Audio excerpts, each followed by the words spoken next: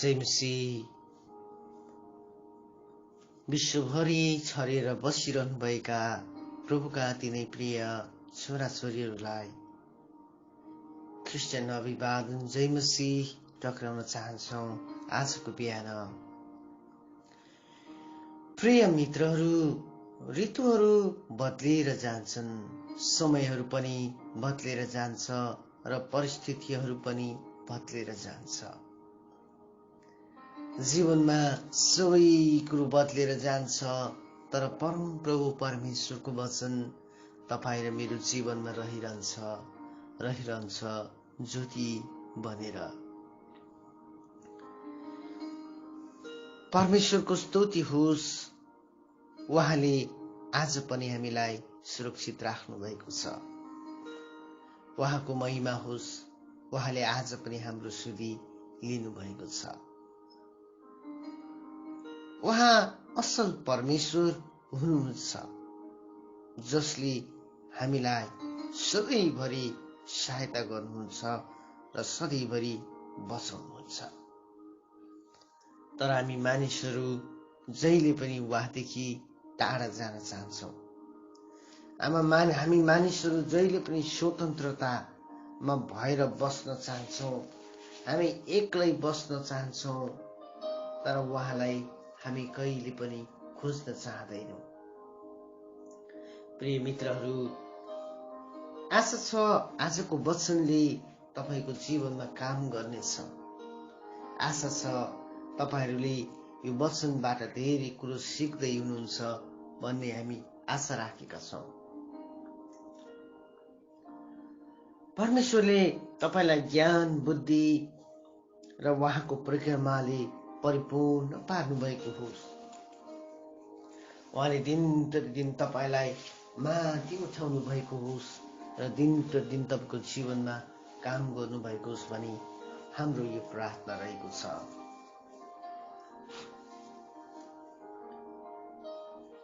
प्रिय मित्रहरू, तपाईले कहिले सोच्नु भएको छ कि मानिसहरूलाई डेमोक्रेसी, प्रजातन्त्र या भनौँ या प्रजातन्त्र भनौँ, हाम्रो भाषामा बोल्दा प्रजातन्त्र र इङ्ग्लिसमा बोल्दा डेमोक्रेसी, हामीले आज सारा जग्गा हेर्दै जाँदाखेरि मानिसहरूलाई डेमोक्रेसी चाहियो। We want democracy, we want democracy. हामीलाई प्रजातन्त्र चाहिन्छ, हामीलाई प्रजातन्त्र चाहिन्छ, हामीलाई आफ्नै खुसी चाहियो, हामीलाई कसैको अधीनता चाहिएन, हामीलाई त आफ्नै खुसी चाहिन्छ भनेर मानिसहरूले भन्ने गर्छन्। र आज सारा संसार र सारा देश त्यस्तै भएर गइराखेको छ। मिश्रमा पनि त्यस्तै भएर गयो, विगत दिनहरूमा तपाईले देख्नुभयो होला। अनि बर्मा पनि आज त्यस्तै छ। अनि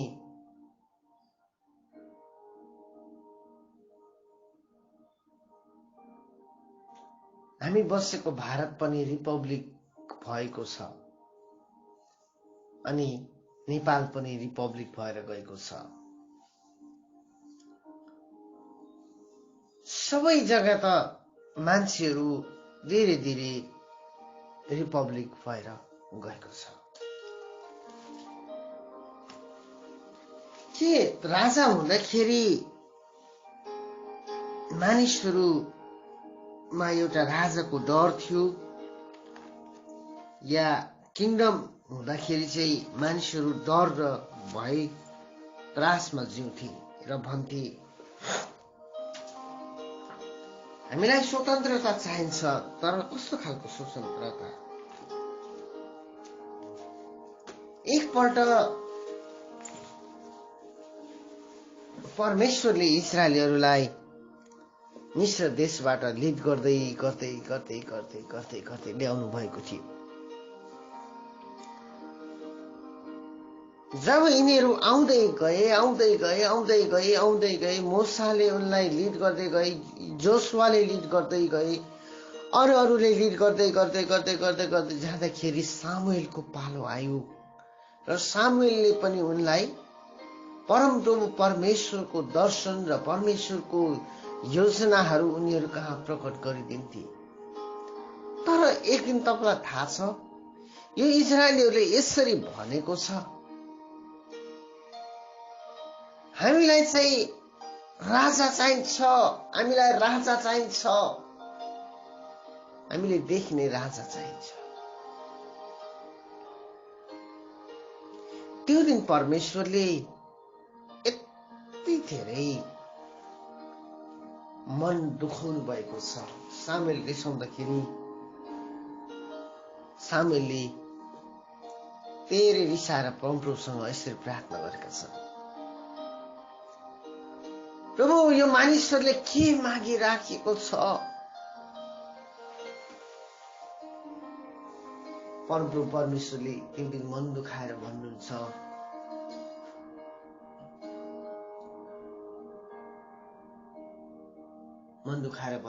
यो जातिले मलाई इन्कार गरेको, यो जातिले मलाई इन्कार गरेको, उनीहरूलाई म राजा दिनेछु, तर उसले तिनीहरूलाई फलामको डन्डाले राज्य गर्नेछ।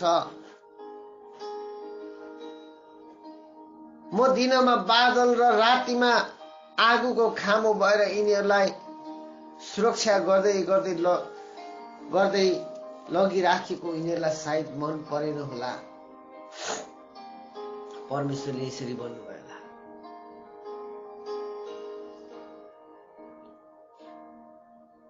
परमप्रभुले मन दुखाउनु भएको छ। त्यो दिनदेखि उता राजा शाउल आए। वाकैमा यो राजाले नि यस्तो प्रकारले राज्य गरे कि यिनीहरू कहराउने बेला आयो। यो राजा दुष्ट राजा आयो अनि यो दुष्ट राजाले चाहिँ उनीहरूलाई डरलाग्दो पाराले चलाउन थाल्यो। प्रियहरू, र पनि अब मानिसहरूलाई के भयो भएन, हामीलाई स्वतन्त्र चाहिन्छ, हामीलाई स्वतन्त्र चाहिन्छ, हामी स्वतन्त्र हुन चाहन्छौँ। We want democracy, we want democracy, हामीलाई डेमोक्रेसी चाहिन्छ, हामीलाई स्वतन्त्रता चाहिन्छ, हामीलाई प्रजाको तन्त्र चाहिन्छ, आफै मालिक, आफै राजा, आफै सबै कुरो उनीहरूले खोज्न थाले। धीरे धीरे धीरे धीरे धीरे यिनीहरू आफै मालिक र आफै राजा हुन थाले। जब डेमोक्रेसी आयो नि प्रियहरू, त्यो देशहरू हेर्नु भएको छ कहिले? जुन देशहरूमा डेमोक्रेसी आएको छ, प्रजातन्त्र आएको छ, त्यो देशमा धेरै समस्या भएर गइराखेको छ। मानिलियो हाम्रै देश, हाम्रो देशमा जब प्रजाको तन्त्र आयो, जब रिपब्लिक आयो, गणतन्त्र आयो, तपाईलाई थाहा छ हाम्रो देशमा सानो जात र ठुलो जात अहिले पनि छ। मारिन थाले मान्छेहरू, व्यभिचार हुन थाले, हाम्रो देशमा दिदी बहिनीहरूको इज्जत लुटिन थाल्यो, नानीहरूलाई बलात्कार गर्न थाल्यो, अनि थुप्रै पनि अहिले त्यो कुरा भएर गइराखेको छ। बाउले छोरालाई मार्यो रे, छोराले बाउलाई मार्यो रे, आमालाई मार्यो रे, बुढीलाई मारेर घर बाहिर गएर लगेर गाड्यो रे भन्ने कुराहरू हामी दिन प्रतिदिन सुन्दैछौँ।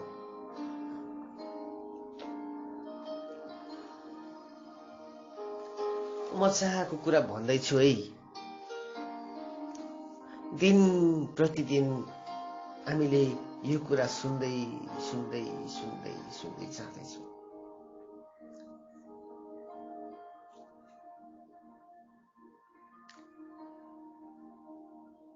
हरेक दिन मान्छेहरू व्यभिचार र बलात्कृत भइराखेका छन्। हरेक दिन मान्छेहरू मर्डरिस्ट भइराखेका छन्। हरेक दिन मानिसहरू समस्या र परिस्थितिमा फसेर गइराखेका छन्। कारण उनीहरूले चुनेको जिन्दगी, मेरो जिन्दगी, मेरो पर्सनल लाइफ म आफै जिउँछु, मैले जे मर्जी गर्छु, मेरो मर्जी, म आफ्नो हिसाबले जिउँछु भनेर मानिसहरूले रोजेको कारणले गर्दाखेरि उनीहरूको जीवनमा समस्या आएको छ। हरेक दिन पर्सनल लाइफ जिउन थाल्यो मानिसहरू। पर्सनल लाइफ के को पर्सनल लाइफ? येशू ख्रीष्टले त कल्भरी क्रुसमा मूल्य तिरेर तपाईलाई बचाउनु भएको हो। स्वतन्त्रताले मानिसहरूलाई के गर्न थाल्यो? छाडा बनाउनु थाल्यो।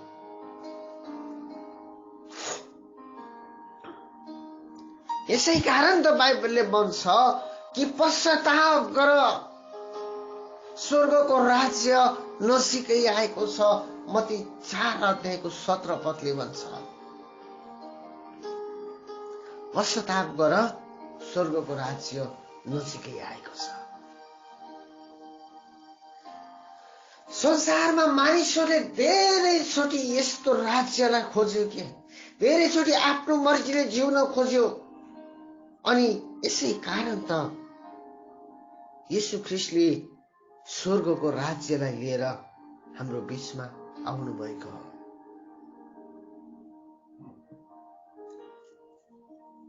परमेश्वर राजा हुनुहुन्छ जसले तपाईँ र मलाई दिन प्रतिदिन असल ठाउँमा राख्नुहुन्छ, हामीलाई सुरक्षा गर्नुहुन्छ। असल राजाले जहिले पनि आफ्नो प्रजाको सुरक्षा गर्छ।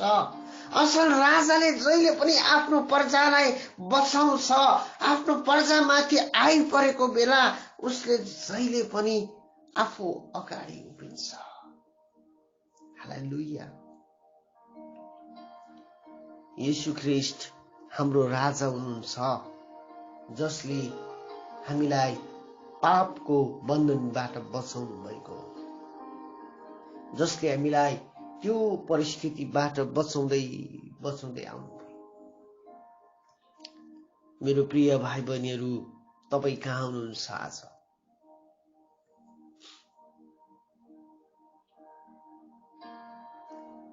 जरुरत भन्दा धेरै स्वतन्त्रताले मानिसलाई दरिद्र बनाउँछ।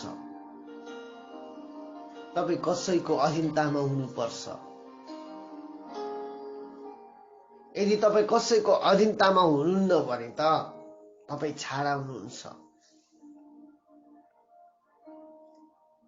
पति पत्नीको अधीनमा, पत्नी पतिको अधीनमा छैन भने त्यो घर भाँड भैलो हुन्छ। जुन देशमा राजा छैन भने नि त्यो देश भाँड भैलो हुन्छ। जुन घरमा बाबुआमा बलिया छैनन्, बाबुआमाले आफ्नो नानीहरूलाई सही बाटोमा हिँडाउँदैनन्, नानीहरूले आफ्नो मर्जी गर्छ भने त्यो घरमा भाँड भैलो हुन्छ। त्यहाँ अधीनता चाहिएको छ, त्यहाँ गाइडेन्स चाहिएको छ। अनि गाइडेन्स गर्नका लागि येशू ख्रीष्ट हामीलाई चाहिन्छ। हामीलाई डेमोक्रेसी होइन, हामीलाई किंगडम चाहिन्छ। यदि हामी परमेश्वरको वचन अनुसार चल्नु हो भने हामीलाई डेमोक्रेसी होइन, हामीलाई गॉड किंगडम चाहिन्छ। हामीलाई परमेश्वरको राज्य चाहिन्छ। हामीलाई परमेश्वरले राज्य गरेको चाहिन्छ। हामीलाई परमेश्वरले राज्य गरेर हामीलाई त्यो राज्यमा राखेको असल हुन्छ होला मेरो प्रियहरू। त्यसै कारण त परमेश्वरले संसारलाई यस्तो प्रेम गर्नुभयो, आफ्नो एकलौता पुत्र दिनुभयो।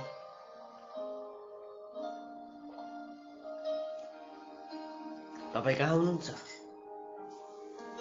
त्यसै कारण त परमेश्वरले आफ्नो प्रजालाई खोज्न संसारमा आउनुभयो।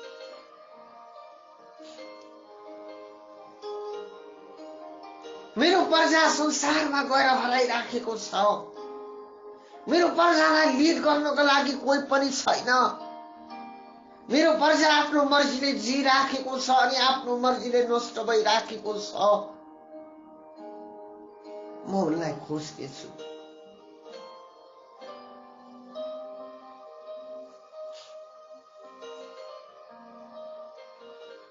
हामीले परमेश्वरलाई भेटाएका होइनौँ, परमेश्वरले हामीलाई भेटाउनु भएको। कतिजनाले भन्ने गर्छन्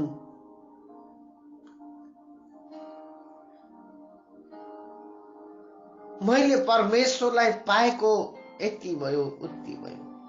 मैले मजाको कुरा अस्ति सिक्दै थिएँ।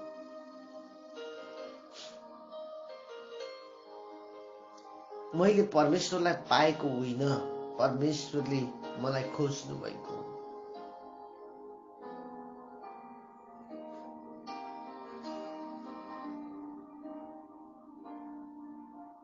परमेश्वरले खोज्नु भएको।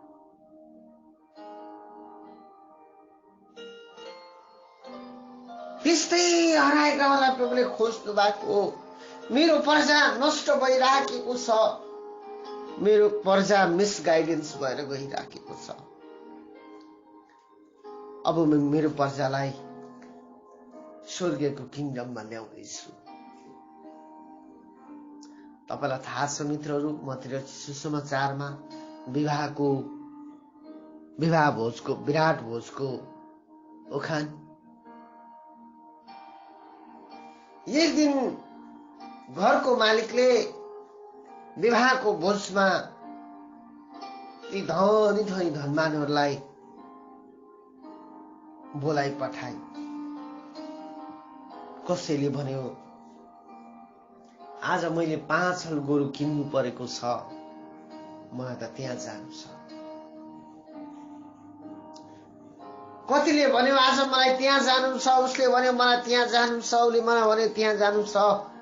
अनि ती निम्तो दिनेहरू सबै फर्केर आए र फेरि मालिकले भन्यो जा गली र चोकहरूतिर गएर भिखारीहरूलाई बोला र त्यो भिखारीहरूलाई बोला विवाह भोजमा उनीहरूलाई तयार गर,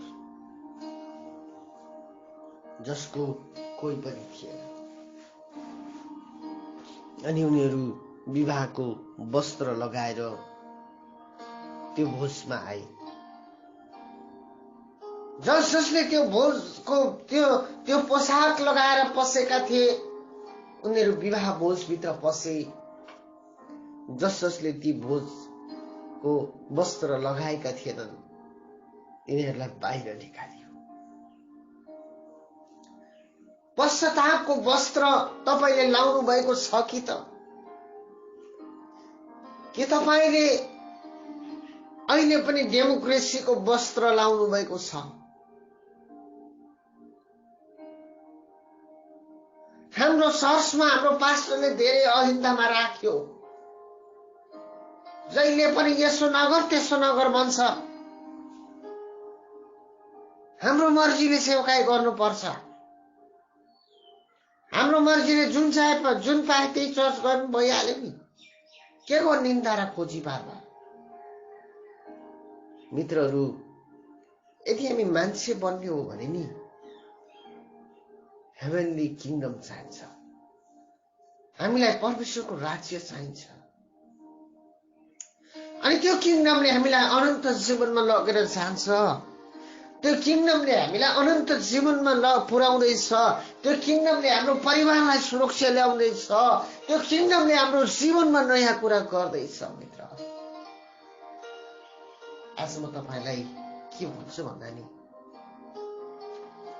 त्यो स्वर्गको किङडम भित्र पस्नु हो भने नि तपाईलाई यीशु ख्रीष्ट राजा चाहिन्छ। आज तपाईले यसरी भन्नुहोस्, हे मेरो राजा यीशु, म धेरै स्वतन्त्र भएर संसारमा जिए, मलाई तपाई राजा चाहिन्छ। आउनुहोस् मेरो जीवनमा। मलाई स्वर्गको राज्यले किङडमले मेरो जीवनमा मलाई नियन्त्रण गरेको होस्। म धेरैचोटि छाडा भयो होला, आफ्नै मर्जीले जिउने हुँदा मैले सबै कुरो बिगारी पठाएँ होला। तर अब तपाईको मर्जीले जिउन चाहन्छु। प्रोटेक्ट मी, मलाई सुरक्षित राख्नुहोस्। तपाईले जब यसो भन्नुहुन्छ नि, तपाईँ स्वर्गको किङडम भित्र पस्नुहुँदैछ। स्वर्गको किङडमले तपाईलाई पर्खिँदैछ। त्यो विवाह भोजले तपाईलाई पर्खिँदैछ। र कति बेला मेरो छोराछोरी आउँछ र यो विवाह भोजमा बस्छ। आजको दिन तपाईलाई यो वचनले कार्य गरेकोस्। यीशु ख्रीष्टको नाममा आमेन। May God bless you.